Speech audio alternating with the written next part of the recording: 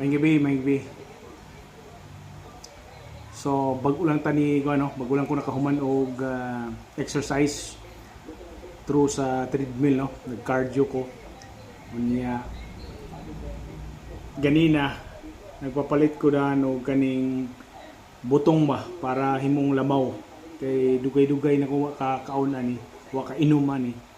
Kay dito pa sa bukid sige man ta ka inuman ni pero dire sa syudad mao na nga murag hidlaw na putani og buhat og lamaw ba, inom og lamaw. So unya sa pa nindot gid pud ni siya pagkahuman nimo og treadmill or any nga mga exercise, mag gym ba ka kaning butong himong lamaw. Ako kanig tabang sa lawas.